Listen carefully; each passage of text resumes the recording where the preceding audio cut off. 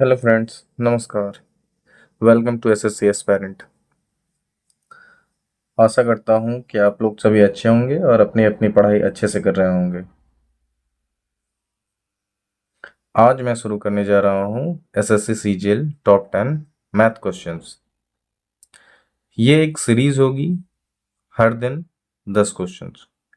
जो भी top top questions हैं उन सभी के बारे में मैं बताऊंगा। टॉप 10 क्वेश्चंस एक दिन में मोर देन इनफ है। और भी बहुत सारे चैप्टर वाइज भी मैंने वीडियोस बना रखे हैं, ठीक है।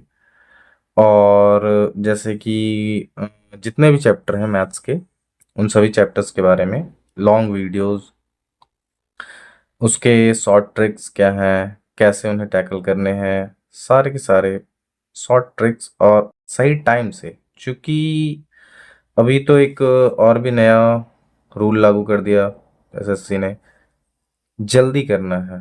और जल्दी का टाइमिंग है आपका 15 मिनट। 15 मिनट में 25 क्वेश्चंस।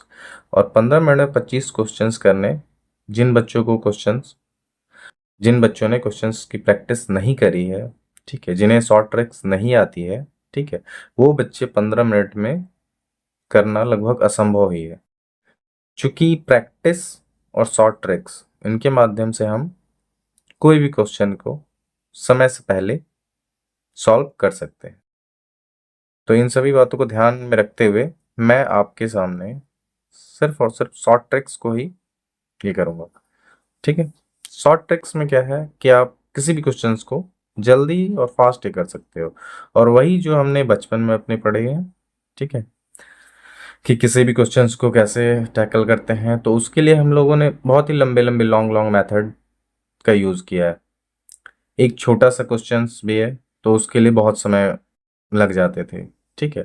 तो इन सभी बातों को ध्यान में रखते हुए मैंने आज ये SSC CGL top 10 math questions की सीरीज को स्टार्ट किया है। ये हमारा सीरीज 1 है, ठीक है। ऐसे ही हर दिन आपको नए नए वीडियोस और नए नए प्रश्नों का संग्रह को मिलेगा। अभी लगभग 50 से 60 दिन हमारे एग्जाम में है, ठीक है। तो उसको दिमाग में रखते हुए, उस चीज़ को थोड़ा सा ध्यान में रखते हुए हर दिन 10 क्वेश्चंस करने, ठीक है। अगर मैं मान के चलता हूँ कुछ नहीं तो 50 दिन तो पूरे के पूरे हैं। और हर दिन अगर हम 10 क्वेश्चंस भी पर डे करते हैं रेगुलरिटी के साथ, ठीक है, तो उसमें 500 क्वेश्चंस हमारे कवर्ड होंगे। और 500 क्वेश्चंस मोस्ट इम्पॉर्टेंट क्वेश्चंस जो हैं, अगर वो हमने कर लिए, ठीक है, तो उसमें से 25 क्वेश्चंस आने कोई बहुत बड़ी बात नहीं है, ठीक है। तो ये आइए चलते हैं हम अपने टॉपिक की ओर, ठीक है। ये हमारा पहला क्वेश्चन, क्यूब रूट 0.037, उसके ऊपर बार के साइन है।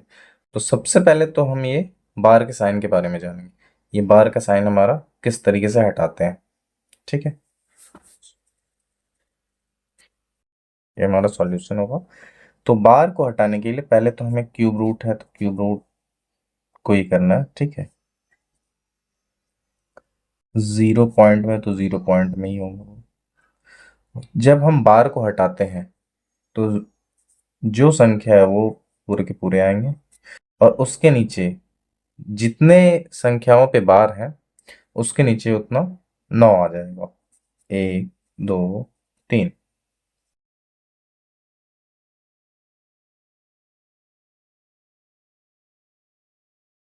और ये पॉइंट हमारा हट जाएगा। ये जो पॉइंट है ये हमारा हट जाएगा। अब हमारा इक्वल टू में करते हैं, ठीक है। तो 037 लिखे या 37 एक ही बात है। 37 इक्वल टू 999। और ये हमारा है क्यूब रूट में, ठीक है। अब ये 999 को हमें तोड़ना है। तो इसे किस तरीके से तोड़ सकते हैं? इसे 9 तो 3 × 3 कर सकते हैं।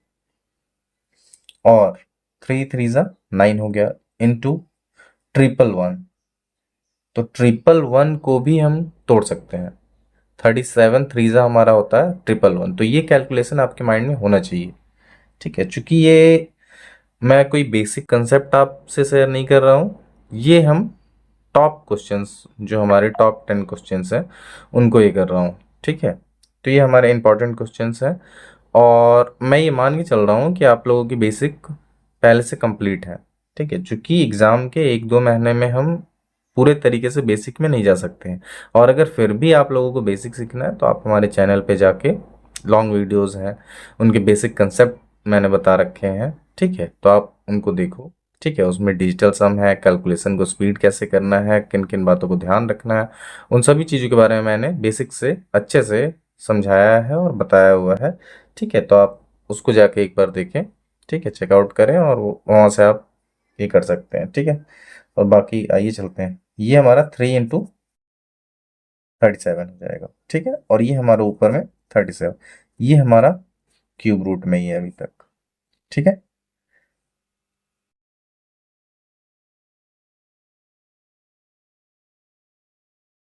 ये हमारा क्या है, 37 से हमारा 37 कट हो गया, ठीक। अब हमारा यहाँ क्या बचता है, 1/3 3 9, 9 3 27, ठीक है। ये हमारा 27 इसको लिख सकते हैं, अदरवाइज में हम ट्रिपल टाइम 3 भी लिख सकते थे इसको, ठीक है। ये हमारा क्यूब रूट है, और चूंकि क्यूब रूट को हटाने के लिए हमारा क्या होगा, ये 3 पेयर जो है, ये हमारे 3 पेयर है, तीनों का एक हो जाता है। और 1 को हम, यदि देखिए 1 को हम 3 टाइम्स यहाँ 1 से मल्टीप्लाई करते हैं, और ये हमारा 3 into 3 into 3 कर देते हैं इसे, ठीक है। जनरली वैसे हमें पता होना चाहिए कि 27 का क्यूब रूट हमारा 3 आता है, बट मैं फिर भी थोड़ी बेसिक्स में जा रहा हूँ, ठीक है। तो ये हमारा 333 और 111 का क्यूब रूट जब होगा, ठीक है, 3 टाइम्स 3 और 3 टाइम्स 1 को, तो हमारा इक्वल टू 1/3 आएगा, ठीक है। ये हमारा आंसर होगा, ठीक है। नेक्स्ट क्वेश्चन पे चलते हैं। x पर पावर 7 प्लस 1/x पे पावर 7 इक्वल टू 6। तो x का 21 पावर है, प्लस 1/x पे पावर 21 इक्वल टू वॉट। इसको आइए चलते बनाते हैं। चूंकि हमारा सामने दिख रहा है, जो इस पे पावर दिया गया है इसका 3 टाइम्स है, 7 का 3 टाइम्स 21 होता है, ये एक बेसिक बात है, ठीक है।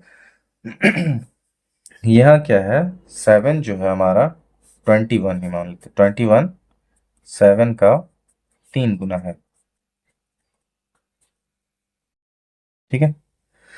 तो ये हमारा क्यूब होगा, और क्यूब का फॉर्मूला होता है, क्यूब का फॉर्मूला क्या होता है हमारा, n³ - 3n।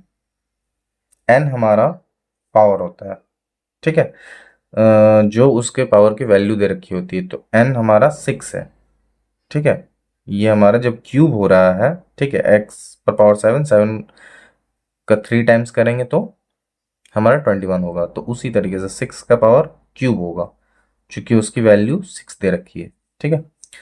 तो 6 का क्यूब -3 into 6, तो हम सभी को पता है 6 का क्यूब हमारा 216 होता है, और 3 6 18, 216 में 18 अगर हम सब्ट्रैक्ट करते हैं तो 198, जो कि हमारा आंसर, ठीक है। आइए चलते हैं नेक्स्ट क्वेश्चन पे। देखिए 1/a plus 1/b plus 1/c plus 1/d, ठीक है। ये हमारा इक्वल टू 21/154, तो a plus b plus c plus d का वैल्यू क्या है, ठीक है। तो ऐसे प्रश्नों में हम ज़्यादा कुछ दिमाग नहीं लगाते हैं, ऐसे प्रश्नों में क्या करना है, सीधे इन पे ध्यान नहीं देना है, ये जो हमारा दे रखा है इस पे ध्यान नहीं देना है। ये जो इसकी वैल्यू दे रखी है 29/154, ठीक है। इसमें क्या करना है, इस फ्रैक्शन को, इस फ्रैक्शन वैल्यू को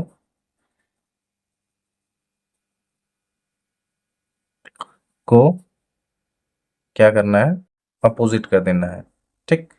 अपोजिट यानी कि इसके बट्टे को चेंज कर देना है, अपोजिट में लिख लेना है।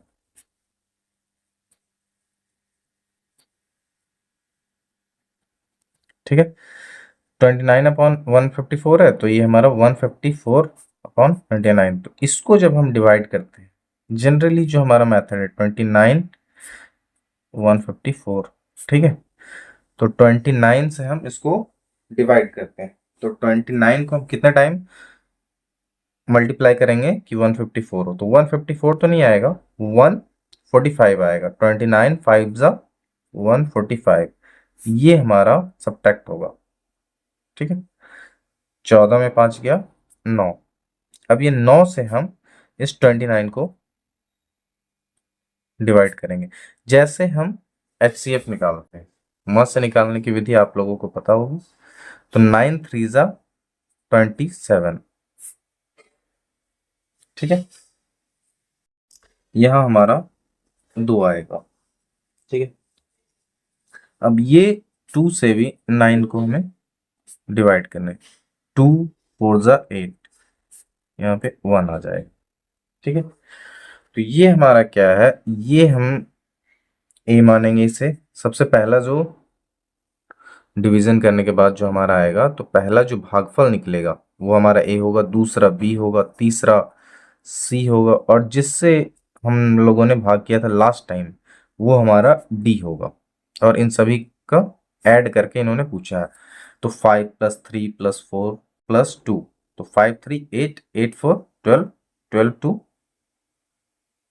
16, तो 5 + 3 + 4 + 2 = 5 + 3 8 8 + 4 12 12 + 2 14।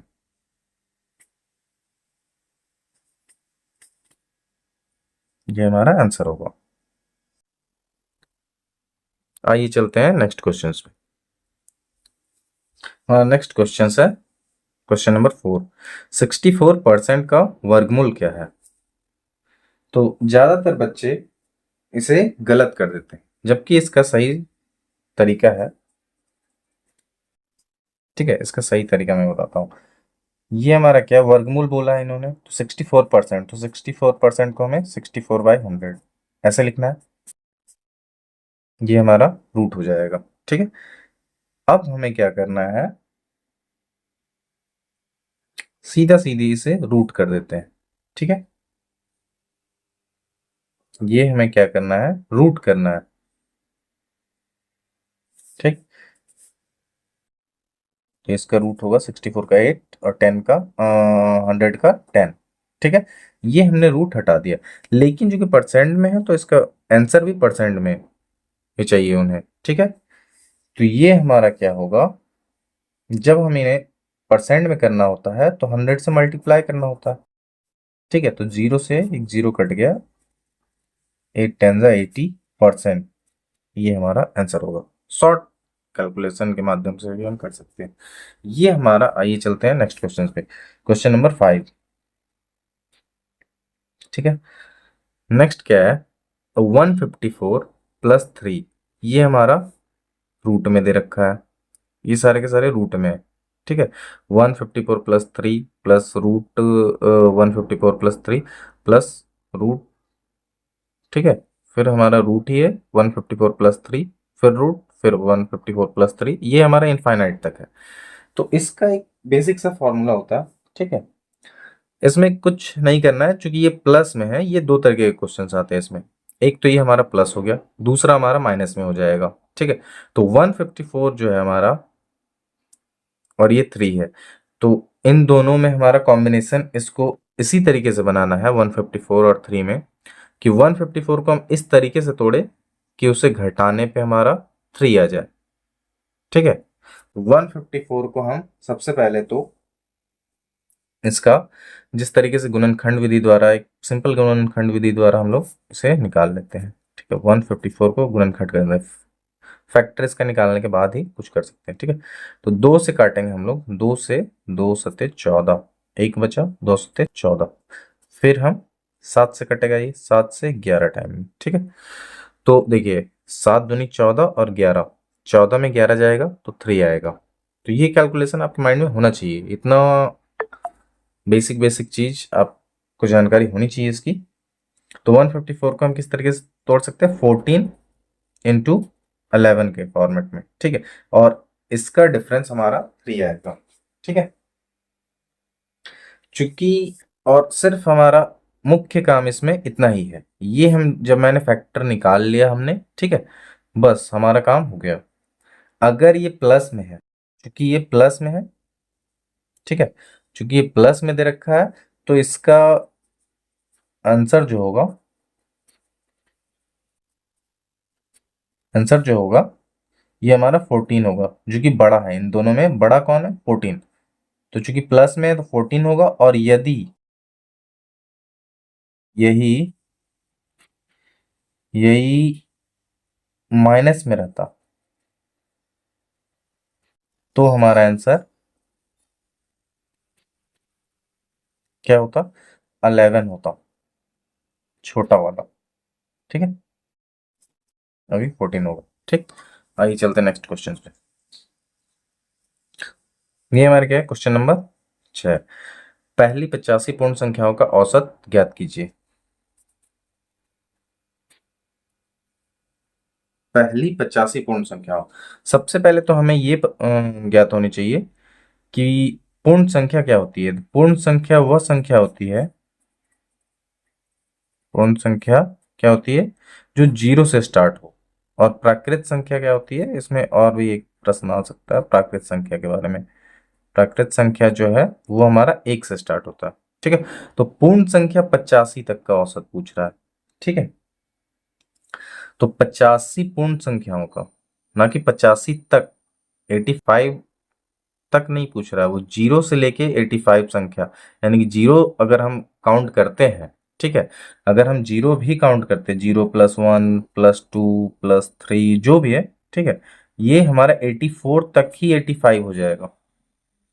अगर हम 1 से शुरू करते हैं तो हमारा 85 तक जाना होता, ठीक है।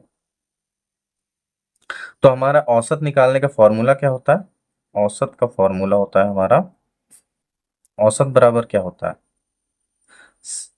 पहला और आखिरी संख्या, ठीक है, पहला प्लस आखिरी,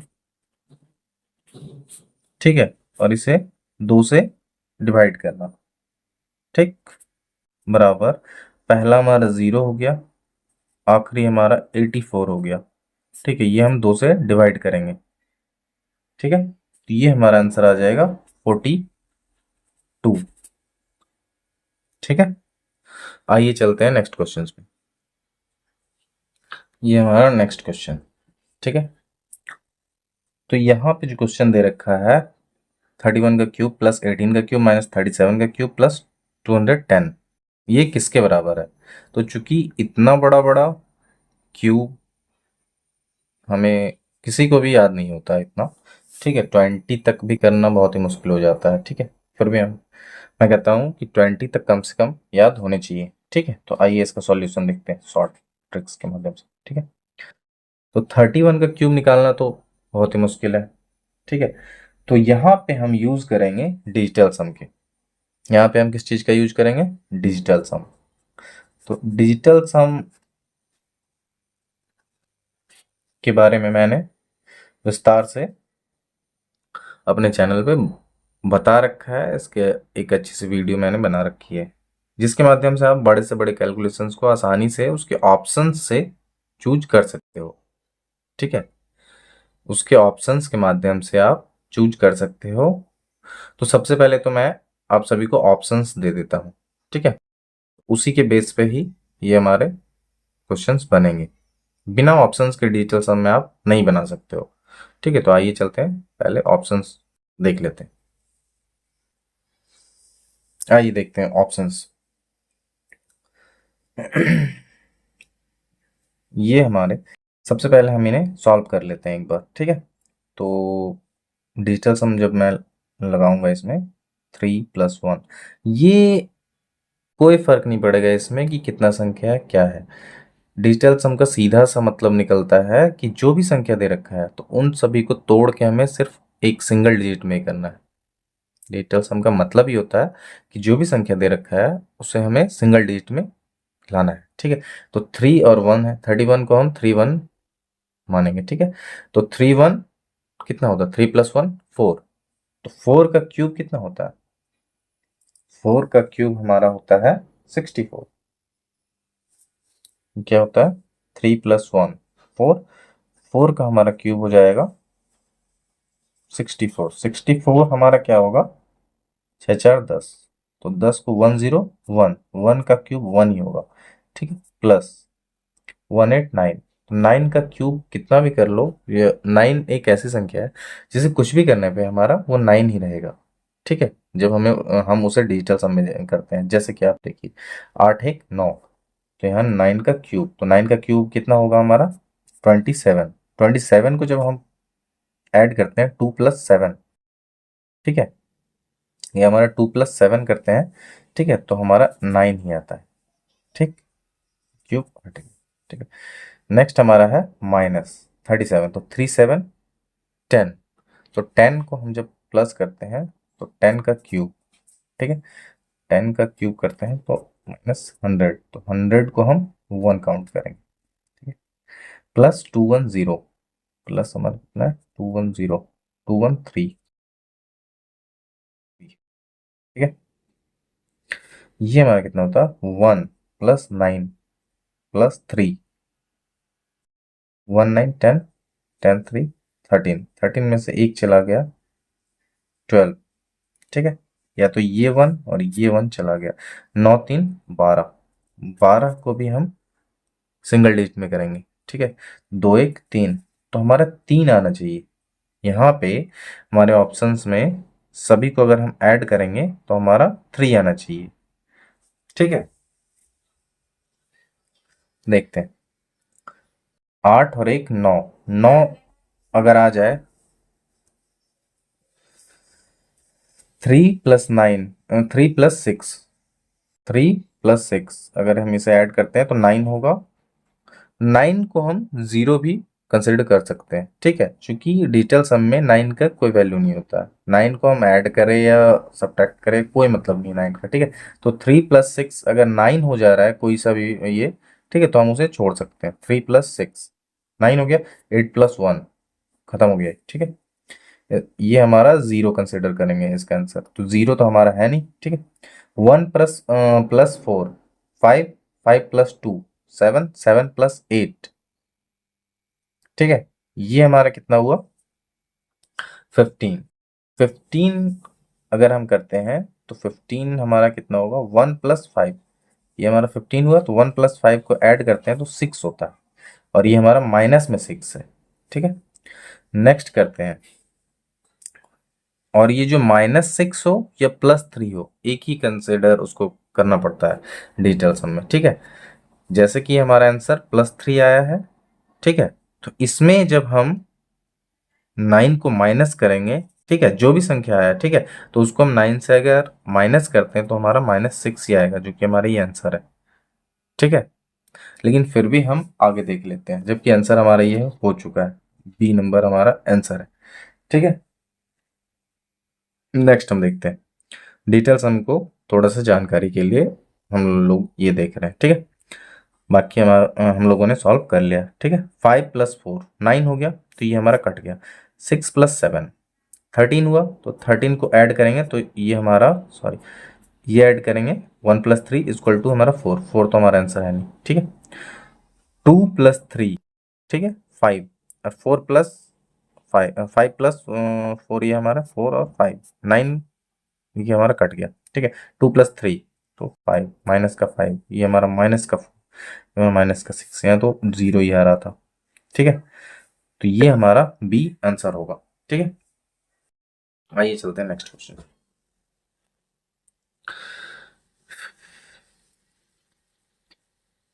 1210 रुपये प्रति सैकड़ा की दर से 400 सेब खरीदे गए और 860 के लाभ पर बेचे गए।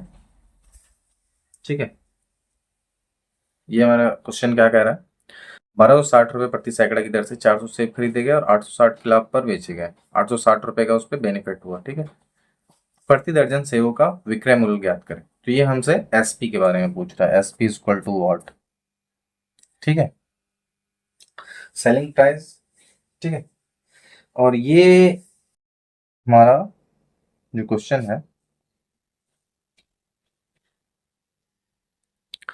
तो आइए देखते हैं। चूंकि ₹1210 प्रति सैकड़ा का इन्होंने बताया, तो ₹1210 में हमें कितने सेब मिलेंगे? 1210 में हमें 100 सेब मिलेंगे। ठीक है, 1210 में हमारा कितना है? ये हमारा 100 सेब। ठीक, तो ये हमारा कितना, 400 सेब के बारे में बोल रहा है। ये हमारा 400 सेब, तो ये हमारा इनटू कितना है, 4 गुना हो गया। ठीक है, तो ये भी हमारा इनटू करेंगे इसको 4 से, तो ये हमारा 12 चौक 48, 10 चौक 40। ठीक है, 4840 सेब। ठीक है, हमारे सेबों की संख्या जो है हमारा 400 है, तो ये हमारा 4840 के हम लोगों ने खरीदे 400 सेब। ठीक, और ये ₹860 के लाभ पे बेचे गए। 4840 के हमने खरीदे, और ये हमने इस पे बेनिफिट्स हमें कितने हुई है? 860। 0 6 4 10 8 8 16 1 17 1 4 5, ये टोटल हमारा ₹5700। हमारे पास अभी कितने आ गए? ₹5700। और वो हमारे कितने सेब पे? 400 सेब पे। ठीक है, और इन्होंने क्या पूछा है? प्रति दर्जन सेबों का विक्रय मूल्य। तो एक दर्जन में हमारे 12 सेब होते हैं, तो ये हमारा 12 से मल्टीप्लाई। ठीक है, ये हमारा 3 4 से अगर हम डिवाइड करते हैं तो ये हमारा 100 से होगा। ठीक है, ये 2 जीरो कट गया, और ये हमारा मल्टीप्लाई होगा। 7 3 21 का 1 2 एंड में, और ये हमारा 5 3 15 और 2 17 171। ठीक है, तो 171 रुपीज जो हमारा है प्रति दर्जन के हिसाब से, ₹171 प्रति दर्जन से हमारा सेब बिका। ठीक है, ₹1210 की दर से हमने खरीदे, और ये हमने 5700 में टोटल, ₹4840 के हमारे सेब थे, और जो कि हमने ₹5700 में बेचे। ठीक है, तो ये हमारा 400 पीस सेब था, तो इसलिए 400 से डिवाइड करना पड़ा, और चूंकि एक दर्जन का मूल्य पूछा है, यानी कि 12 पीस का, तो 12 से उसे मल्टीप्लाई किया, तो 171 आंसर हमारा है। ठीक है, आइए चलते हैं नेक्स्ट क्वेश्चन पे। आइए देखते हैं क्वेश्चन। एक रेलगाड़ी बिना रुके 70 किलोमीटर प्रति घंटा की औसत गति से और रुकने के साथ 56 किलोमीटर प्रति घंटा की औसत गति से चलती है। ठीक है, रेलगाड़ी की औसतन प्रति घंटा कितने मिनट रुकती है? ठीक, एक ही रेलगाड़ी है, वो पहले 70 चल रही है और वो दोबारा 56, और वो उसमें क्या है, 56 कब हुआ? वो जब वो रुक रुक के चलती है। जब रेलगाड़ी रुक के चल रही है तो 56 की स्पीड से चल रही है। ठीक है, वहां पहुंचने में समय ज्यादा लगेगा, और जब वो बिना रुके चल रही है तो 70 किलोमीटर प्रति घंटा। ठीक है, आइए देखते हैं। तो पहला हमारा जो है बिना रुके, ये हमारा कितना है? 70, और रुकने के बाद क्या हो जाता है हमारा स्पीड? 56। तो कितने का डिक्रीज हो रहा है? ये हमारा 14 का। ठीक है, ये हमारा 14 का हो रहा है, और किस पे हो रहा है? 70 पे। ठीक है, ये हमारा किस पे हो रहा है? 70 पे। ठीक, और ये चूंकि मिनट के बारे में पूछ रहा है, ठीक है, कितने मिनट रुकती है, तो मिनट के लिए हमें 60 से मल्टीप्लाई करना पड़ेगा। ठीक है,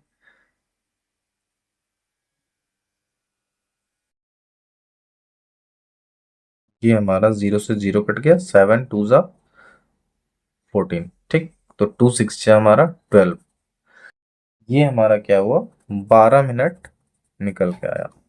चूंकि मैं यहाँ शॉर्ट ट्रिक्स के माध्यम से बता रहा हूँ, तो फास्ट करना पड़ रहा है, अदरवाइज इसे ही थोड़ा लॉन्ग प्रोसेस में भी कर सकते हैं। ठीक है, उसके लिए मेरी लॉन्ग वीडियोस आप मेरे चैनल पर देख सकते हो। ठीक है, आइए चलते हैं नेक्स्ट क्वेश्चन पे। 38% ऑफ 55। Question number 10, 38% of 55। तो यहाँ 38% ऑफ 55 की जगह पे इसे हम ऐसे भी लिख सकते हैं, 55% ऑफ 38। इसमें कहीं से कोई गलती नहीं है, ठीक है। परसेंटेज का एक बेनिफिट है कि हम परसेंटेज किसी को भी ले सकते हैं, चूंकि वहां पे कुछ वैसा फैक्टर ना दिया हो कि नहीं नहीं इसे ही कंसिडर करना है या ऐसे ही बनाना है, ठीक है। उस पर कोई बॉन्डिंग ना हो, ठीक है। अगर ये सिंपल है, इस टाइप की क्वेश्चन है, तो इसे हम इस तरीके से तोड़ सकते हैं, ठीक है। तो 55% को भी हम 50 + 5 लिख सकते हैं। 50% हो गया और ये 5% हो गया ऑफ 38। तो 38 का 50% हमारा कितना होगा, ये एक कॉमन सी बात है। किसी भी संख्या का 50 उसका आधा होगा, ठीक है। तो 38 का आधा कितना हुआ, 19। और 5% यानी कि एक जीरो कम हो गया इसमें, यानी कि डिवाइड बाई 10 करेंगे तो 19 को 1.9 लिखेंगे, ठीक है। तो 19 + 1.9, तो ये हमारा 20.9, ये हो जाएगा आंसर, ठीक है। और ये जो है, ये कैलकुलेशन हमें अपनी माइंड में करनी है, माइंड में करनी है, ठीक है। तो आज हम लोगों ने टोटल 10 क्वेश्चंस किए, 10 क्वेश्चंस। और इस तरह के ही सीरीज मैं हर दिन लाया करूंगा, ठीक है। तो हमसे जुड़े रहने के लिए एसएससी एस्पायरेंट्स को सब्सक्राइब करें, ठीक है। लाइक करें अगर वीडियो आपको पसंद आई हो, ठीक है। कुछ भी इंफॉर्मेटिव इसमें लगा हो कि हाँ इससे हमें कुछ सुविधा हुआ है मेरे पढ़ाई में, ठीक है, तो वीडियो को प्लीज़ लाइक करें, शेयर करें, ताकि ज़्यादा से ज़्यादा लोगों तक ये वीडियो पहुंच सके, ठीक है। और चैनल को सब्सक्राइब करें, ठीक है। तो आइए चलते हैं, अब मिलेंगे नेक्स्ट वीडियो में, ठीक है, कुछ और बहुत ही अच्छे इंफॉर्मेटिव कंटेंट के साथ, ठीक है। और ये सीरीज मेरी लगातार चलती रहेगी। तो आज ये मेरी पहली सीरीज थी, ठीक है। फिर हमारा अगला सीरीज कल फिर से ये होगा, ठीक है। तो आप नेक्स्ट सीरीज भी देखें। और इस तरीके से, अगर मैंने जैसे पहले भी बता रखा है, अगर हमारे पास 10 दिनों का मतलब यानी कि 50 दिनों का समय है, तो एक दिन में अगर हम 10 क्वेश्चंस भी कर रहे हैं, ठीक है, जो कि मोस्ट इम्पॉर्टेंट है ये सभी क्वेश्चंस, ठीक है। ये हो सकते हैं कुछ लोगों को ये क्वेश्चन बहुत ही नॉर्मल लगे हों, हल्के लगे हों, ठीक है, और कुछ लोगों को बहुत ज़्यादा टफ भी लगे हों, ठीक है। तो ये डिपेंड करता है उनकी पहले से बेसिक नॉलेज के आधार पे, और ये इन सभी बातों से, ठीक है। तो जैसे बहुत लोग अपनी पढ़ाई के लिए बहुत ज़्यादा डेडिकेटेड होते हैं और बहुत लोग थोड़ा कम, लेकिन फिर क्या होता है उनके अंदर भी, जैसे जो थोड़े कमज़ोर टाइप के बच्चे होते हैं, ठीक है, तो वो ऐसा नहीं कि वो पढ़ना नहीं चाहते, वो पढ़ने के लिए खुद से बहुत मेहनत करते हैं, या तो मेंटली तौर पे बहुत ज़्यादा प्रिपेयर होते हैं, करते हैं सारी चीज़ें, लेकिन क्या है कि वो कर नहीं पाते हैं, उनको वैसा सोर्स नहीं मिल पाता है, ठीक है। और जो टीचर होते हैं वो अपने, चूंकि बेसिक से ऊपर उठ के टीचर किसी भी चीज़ को बताते हैं, वो मान के चलते हैं कि ये बच्चा चूंकि 10th का पास आउट हो चुका है, 10th 12th के बाद ही लोग कम्पिटिटिव एग्ज़ाम के लिए प्रिपरेशन में लगते हैं, ठीक है। तो टीचर ये मान के चलते हैं कि उनके बेसिक कंसेप्ट तो क्लियर ही होंगे, लेकिन चूंकि मैं भी एक एस्पायरेंट्स हूँ, ठीक है, और मैं दूसरे एस्पायरेंट्स के भी सारी प्रॉब्लम्स को समझता हूँ, ठीक है। मैं जानता हूँ कि बच्चे कहाँ फंस सकते हैं, तो मैं अपनी जैसे जो बेसिक्स की जो मेरी क्लासेस हैं, ठीक है, जो वीडियोस मैंने अपलोड कर रखी हैं, तो आप उन्हें देखोगे तो आप बहुत ही अच्छे तरीके से उसे समझ पाओगे। मैं ये नहीं कहता कोई टीचर अच्छे नहीं है या कुछ, ये सभी टीचर अच्छे होते हैं, ठीक है, लेकिन सभी का पढ़ाने का तरीका अलग होता है, नज़रिया अलग होता है, ठीक है। किसी बच्चे कि ट्यूनिंग किसी टीचर के साथ मैच करती है, किसी बच्चे के साथ ट्यूनिंग दूसरे टीचर के साथ मैच करती है, ठीक है। तो इन सभी के कारण कुछ बच्चे पीछे रह जाते हैं जिनकी ट्यूनिंग प्रॉपर मैच नहीं कर पाती है, क्योंकि टीचर जो होते हैं सीधी सी बात है कि वो एक बेसिक कंसेप्ट से ऊपर उठ के ही बताते हैं, ठीक है। वो कोई ऐसा नहीं आपको बताएंगे कि ये रूट कैसे होता है या स्क्वायर कैसे होता है, ये बेसिक चीज़ें जो है आपको। और मैं एक चीज़ और बता देना चाहता हूँ, ठीक है, कि जो भी आपके बेसिक कंसेप्ट है वो आप अपने पहले ही क्लियर कर लो, ठीक है। ऐसा नहीं कि एग्ज़ाम के टाइम पे आप ये कर रहे हो तो थोड़ी सी परेशानी का सामना करना पड़ सकता है, ठीक है। अगर आपके बेसिक कंसेप्ट मजबूत हैं तो फिर आप कोई भी एग्ज़ाम्स को आसानी से क्लियर कर सकते हो, ठीक है। तो आइए अब विदा लेते हैं आपसे, ठीक है, आप सभी लोगों से।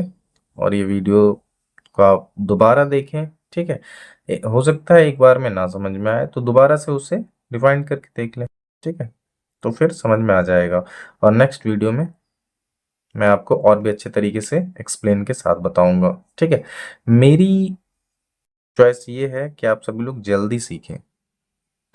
मैं ये समझ रहा हूँ कि आप सभी लोगों के बेसिक कंसेप्ट क्लियर है, ठीक है। और जिनके बेसिक कंसेप्ट नहीं क्लियर है तो वो मेरी चैप्टर वाइज क्लास जो मैंने अपलोड कर रखी है, आप जाके उन्हें देखो, वॉच आउट करो, ठीक है। उस पे आपको अच्छे से बेसिक्स के फॉर्मूले से लेके, ठीक है, क्यूब कैसे बनता है, रूट कैसे होता है, अंडर रूट को कैसे निकालते हैं, ठीक है, या तो डिजिटल सम क्या है, ठीक है, ये सभी टॉपिक्स को मैंने अच्छे से कवर कर रखे हैं, ठीक है। उसमें आप जाके एक बार देखो, ठीक है, उससे आपको प्रॉपर समझ में आएगा कैसे क्या करना है चीज़ें। अगर आपको जैसे कि एसएससी के 2027 में देने हैं, जैसे सीजीएल हो गया या कोई सा भी एग्जाम है 2027 में देने, तो आप उन सभी वीडियो को प्रॉपर वे में देखो। और अगर 2026 में देना है तो इस वाले सीरीज को फॉलो करो, ठीक है। अगर आप इतने अच्छे से आपको नहीं भी आ रहा, फिर भी अगर आप इस सीरीज को भी, अगर 500 क्वेश्चंस के सीरीज को भी अगर आप देख लेते हो तो फिर मोर देन इनफ होंगे वो, ठीक है। अप्रॉक्स 25 क्वेश्चंस में, ठीक है, आपके 25 क्वेश्चंस जो आएंगे एग्जाम में, ठीक है, सिर्फ इस सीरीज के माध्यम से उसमें से अप्रॉक्स 20 क्वेश्चंस आप अपने समझ बूझ के भी आधार पे, लगभग 25 टोटल आउट ऑफ में 20 प्लस क्वेश्चंस आप कर सकते हो। 20 प्लस क्वेश्चंस आप उस पे आप अपने कर सकते हो, क्योंकि मैं सिर्फ और सिर्फ रिलेवेंट क्वेश्चंस ही कराऊंगा, ठीक है। आज मैंने थोड़े लो लेवल के भी क्वेश्चंस कराए हैं, लेकिन हो सकता है मैं आगे चल के और भी हार्ड तरीके का, और ये जो एग्जाम रिलेवेंट है, ठीक है। ऐसा नहीं कि कोई सा भी बहुत हार्ड क्वेश्चंस में कोई ला के रख दूं, ठीक है, और पता चल रहा है वो हमारे एग्जाम में आना ही नहीं है, तो फिर कोई फायदा नहीं है वैसा क्वेश्चन का, ठीक है। ये हमें कोई ऐसा नहीं है कि कोई क्विज कंपटीशन जैसे होता है, ठीक है, तो उस पे हम हार्ड क्वेश्चंस को ये करते हैं तो दूसरे कोई नहीं बता पाएंगे और मैं बता दूंगा या मैं कर लूंगा, ठीक है। तो ये हमारा वैसा कुछ ये नहीं है, ठीक है। जो हमारे एग्जाम में ज़रूरत है जिसका, ठीक है, जो एग्जाम के लिए रिलीवेंट है, ठीक है, मैं सिर्फ उन क्वेश्चंस को कराऊंगा। या वो हल्के हो सकते हैं या भारी, वो तो कोई मतलब नहीं है, ठीक है। और एग्जाम में जनरली देखा जाता है कि वो एक सिंपल तरीके का ही क्वेश्चंस पूछा जाता है, ठीक है। 25 में आपके 20 या 18 क्वेश्चन जो होते हैं एक सिंपल ही होते हैं, ठीक है। 5 से 7 क्वेश्चन जो होते हैं वो थोड़े ज़्यादा कॉम्प्लिकेटेड या कुछ घुमा के दिया हुआ, ठीक है, ये हो सकता है। बाकी आपका 18 से 20 क्वेश्चन लगभग ठीक ठाक होते हैं, जो एक मॉडरेट बच्चा है वो उसे टैकल कर सकता है, ठीक है। और बाकी आप बने रहिए, 5 पर डे हमारा 10 क्वेश्चंस का सीरीज में, ठीक है। ये हमारे टोटल 500 क्वेश्चंस होंगे, ठीक है, जो हमारे टॉप 500 बनेंगे, जो कि सिलेक्शन की गारंटी दिलाएगी आपको, ठीक है।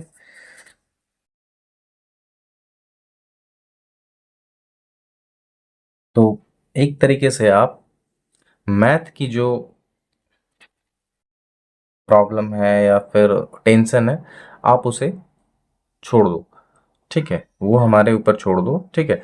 मैं जितने भी रिलेवेंट क्वेश्चंस हो सकेगा, एक तो जो सीरीज जो चलेगी, ठीक है, टॉप 10 मैथ्स क्वेश्चन की जो सीरीज है, ठीक है। और दूसरा मैं अपनी ओर से पूरी कोशिश करूंगा कि जो भी रिलेवेंट क्वेश्चंस हो सकता है और भी मुझे ऐड करना पड़े, मोर ऐड, ठीक है, तो मैं करूंगा, ठीक है। 10 के बजाय मैं 20 भी करूंगा, ठीक।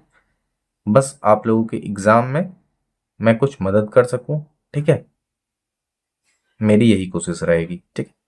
तो बेस्ट ऑफ लक, आप अपने जीवन में अच्छा करें, ठीक है, अपने एग्जाम को निकालें, ठीक है। और सबसे मेन बात और जरूरी बात, आप प्रेशराइज हो कि किसी चीज को ना करें, ठीक है। 2026 में आप एग्जाम दे रहे हो, ठीक है।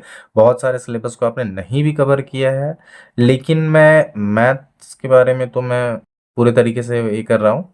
और आपके दूसरे भी जो मतलब सब्जेक्ट है, ठीक है, इंग्लिश हो गया, जीएस हो गया, रीजनिंग हो गया, तो उन सभी के लिए भी मैं आपको सजेशन करता रहूंगा, ठीक है। उसके भी कुछ क्वेश्चंस या कुछ भी वैसे टॉपिक वाइज कुछ ये रहेगा तो मैं आपसे शेयर करूंगा, जिससे आपको बहुत ही हेल्प होगी, ठीक है। तो आइए चलते हैं, वीडियो को बहुत ज़्यादा लंबा ना करते हुए, ठीक है। Thank you, bye bye.